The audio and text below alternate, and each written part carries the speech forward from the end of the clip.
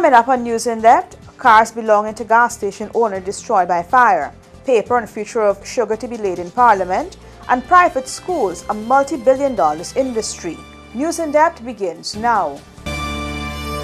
With tonight's edition of News in Depth, I'm Eva Wharton. Thanks for joining us. First up, the police are investigating the destruction of 2 cars owned by a New Amsterdam businessman.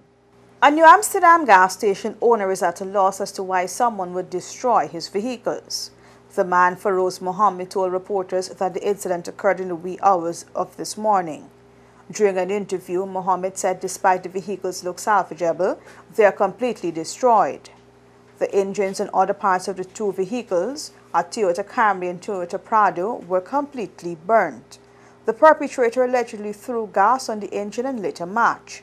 The police are investigating the incident. We will return with more news after this break. Hey, looky there. Let me go techie boots. Boots? No, mama, I ain't gonna get lock up teeth in them big stinky 30-second boots. Plus, it can be more cheaper online. And then got my favorite color, pink. Let me go along. Online shopping. Cheaper, faster, better.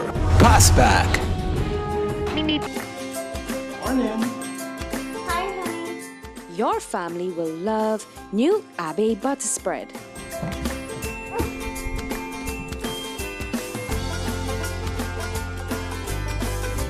Thank you, Mommy. A heart-healthy choice with no cholesterol, Abbey is ready to use right out of the fridge. Smooth, spreadable, rich and creamy, Abbey is a great tasting butter spread. Try it today.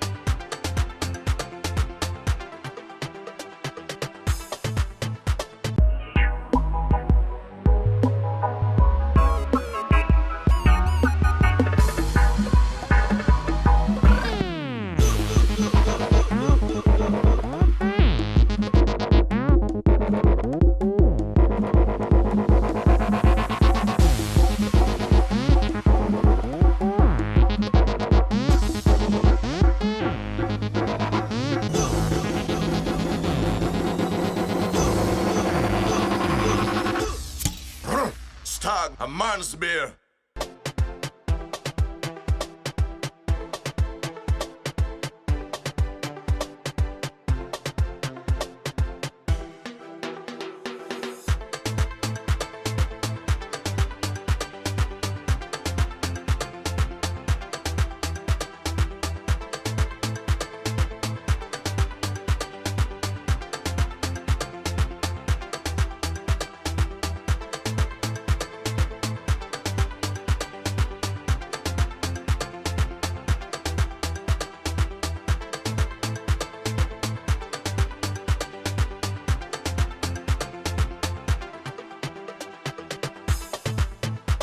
Welcome back. Government to take proposal to Parliament detailing the future of the sugar industry. The government is getting closer to making a decision on the struggling sugar industry, and on Thursday, Cabinet Secretary and Minister of State Joseph Harmon said a white paper will be laid in the National Assembly shortly. And it deals basically with some issues. One, which was the commissioner inquiry, which was held into sugar. And deals also with the proposals by Gaisuku. It deals with the consultations which were held with the stakeholders, and also GAU's presentation at that. It also looks at what government, the decisions that are facing government at this point in time. That is, several issues has to do with the recovery of drainage and irrigation charges from NDIA, the transfer of some health centers, or the recovery of the costs from the government to the government of Guyana, the issue with respect to Skeldon, options with respect to diversification and the question of lands, leased land, and most importantly, the question of the workers and their families. Harman said the welfare of sugar workers and their families will be a top priority. Sugar has been on the decline since the European Union started a 6% price cut. The then PAP government built the Skeldon Sugar Factory, which was seen as key towards the sustenance of the sugar industry. But Skeldon never lived up to those expectations.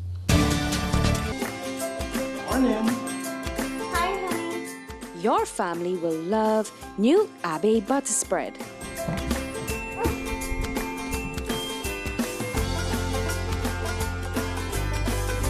Thank you, Mommy. A heart-healthy choice with no cholesterol, Abe is ready to use right out of the fridge.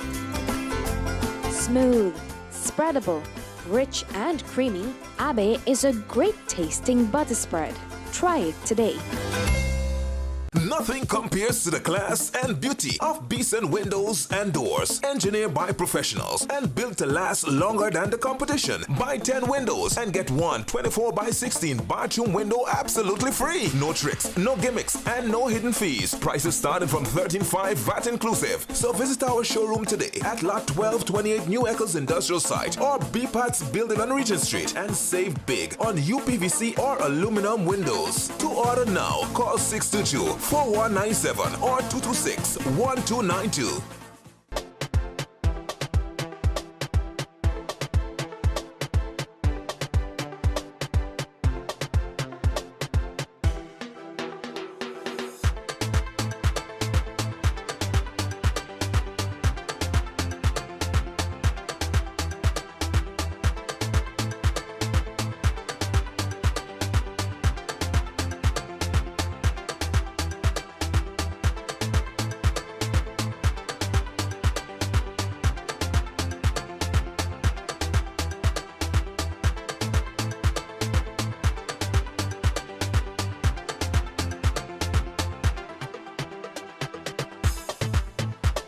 Private schools in Guyana rake in billions of dollars annually. Amidst criticism and protests over the 14% VAT charge by the government on private tuition, Finance Minister Winston Jordan and head of the Guyana Revenue Authority, Godfrey Stacia, faced the press to give their reasoning for the implementation of the tax. Jordan said 8 of the top private schools raked in $2 billion for last year. By the way, I'm not knocking any school on their fees. I'm just merely stating a fact. I would not do that. It's a private business, and private businesses are entitled to charge whatever they feel the market can bear. Right? It's up to the purchasers of the service to determine whether they will purchase the service or not. But I'm not going to knock any private institution as relates to their fee setting. This is an interesting statistic. The top 8 of these private institutions have income in excess of $2 billion a year. Jordan said to make matters worse, out of the 54 private schools, 8 are in compliance. He further added that some of the schools have registered as non-profit organizations. They don't submit returns, they don't submit employers' returns, they don't file income tax returns for the business, and they don't file property tax returns for the business. Jordan said 11 of the 54 schools are recognized by the Ministry of Education. 10% are non-profit, while 26% of the number are registered for VAT. The minister also explained that several schools have claimed in excess of $150 million in VAT returns from the GRA for items they would have purchased, such as textbooks. However, despite claiming returns, they are still to pass the VAT on to parents. And he questioned whether the money was returned to the parents. That's a wrap for this edition of News in Depth. Do have a pleasant weekend. See you here on Monday.